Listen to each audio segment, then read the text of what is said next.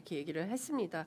민주당 통합은 어떻게 보십니까? 오늘 아침 라디오에 출연한 박주민 의원은 혁신당과 합당 가급적 빨리 해야 되고 당명은 더불어민주당으로 가야 된다라고 오늘 얘기를 했고요. 그에 앞서서 김민석 총리나 그리고 한준호 의원은 합당에 대해서 반대. 김민석 총리는 조금 유보적이었던가요? 어제 3프로에서? 네. 예, 이게 합당 처음 제안 발표가 나왔을 때는 사실 어떤 여론조사에서는 찬성 비율이 막 70%, 80%막 가까이 가기도 네. 했었거든요. 예. 근데 오늘 발표된 걸 보면 상당히 낮아졌어요.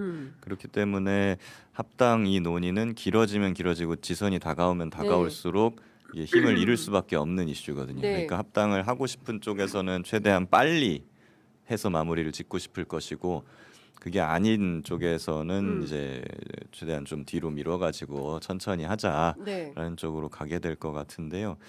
뭐 다음 달 정도 그러니까 벌써 2월이구나 이제 2월이에요, 2월 다음 중에 주에. 이제 뭐 마무리 짓지 못하면 이거는 그냥 또 무산?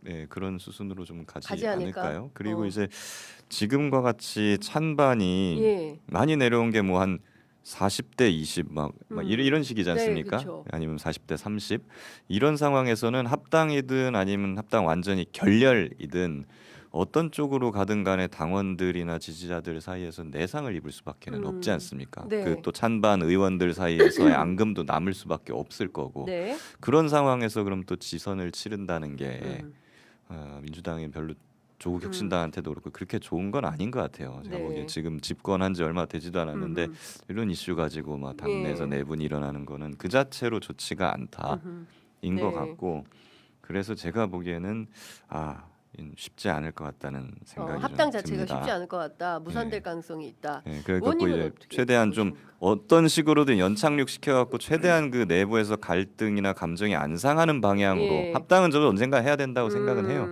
예, 근데 최대한 감정 안 상하는 방안으로 좀 출구 전략을 마련해야 되지 않나 네. 그런 생각이 들어요. 잠시만요. 김민석 총리의 어제 그 27일 3프로 TV 방송의 입장은 원칙적으로 합당에는 찬성한다는 거였고요. 그 자연스럽게 언젠가는 그리고 원래 정상적인 상황이었다면 조국 대표도 민주당에서 정치를 하고 계셨을 것이고 하는 게 맞지 않나라는 생각을 원래부터 했다라는 것이고요. 그런 의미에서 합당 또는 통합이 정상적이고 자연스럽다라는 생각을 해왔다. 이렇게 의견을 밝혔습니다. 예. 네.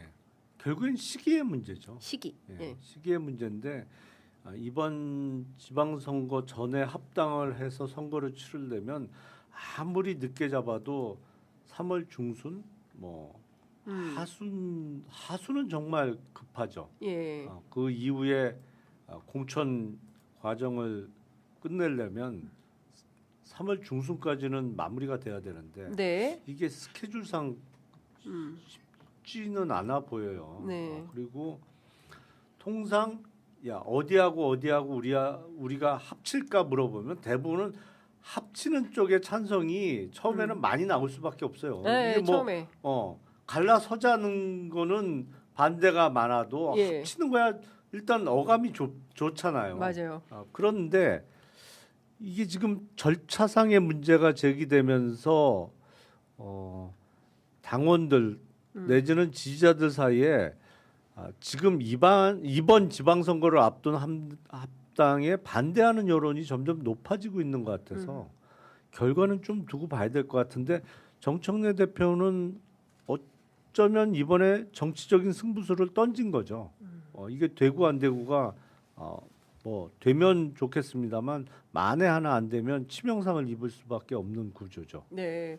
그러니까 사실은 정청래 대표 입장에서는 이 안을 던졌기 때문에 이 안에 대해서 뭐 의원들이라든가 또 뭐 전체 이제 전당원 투표를 해야 될 텐데 전당원 투표 과정에서 어떤 결과가 나오느냐에 따라서 그 정치적 명운이 좀 갈릴 수 있겠다라는 말씀도 지금 주셨습니다. 정청래 대표 입장에서 봐도 합당보다 사실 더 중요한 게 지방선거를 이겨야 되는 거고 이번에 지방선거는 민주당이 압도적으로 이겨야 되는 선거거든요. 네. 그냥 이기면 본전도 못하는 선거잖아요. 네. 그렇기 때문에 감정을 배제하고 좀 전략적으로 압도적으로 이길 수 있는 방향을 모색하는 것이 주가 되어야 된다라는 네. 생각이고요. 그리고 또 다른 나라 사례긴 한데 예.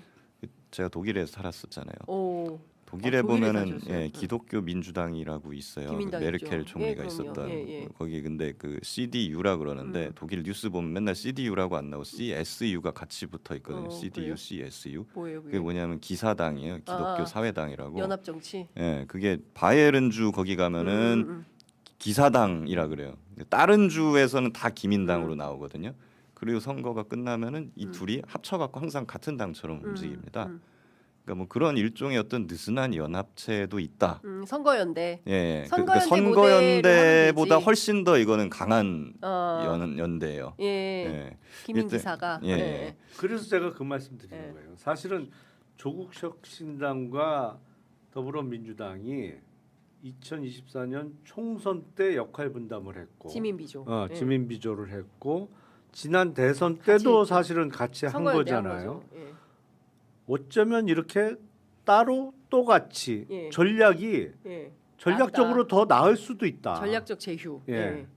이게 그냥 합당해서 한 덩어리로 해서 음. 치르는 선거보다 네. 결과적으로 그러니까 호남에서 일부 지역을 조국혁신당이 승리한다고 해서 그게 민주당의 손해라고만 생각 안 한다면 이런 따로 또 같이 전략이 총합은 더 커질 수 있는 거 아닌가라는 생각이 들어요. 그게 사실은 연합 정치에서 굉장히 이제 소중한 건데 그거를 호남에서 민주당이 내줄 수 없다 이 생각이 좀 강한 거 아닙니까? 근데 그걸 좀 플렉서블하게 호남은- 생각해야 되는 거 아닌가요? 호남은 민주당이어야 된다라는 생각이 좀 강한 거 아닌가? 아니 그렇다고 뭐 뭐가 조국혁신당이 이렇게 또 다르냐. 호남에서 그러니까 네, 뭐 특별하게 압도하겠어요? 그건 아니잖아요. 네, 그런 그렇죠. 상황은.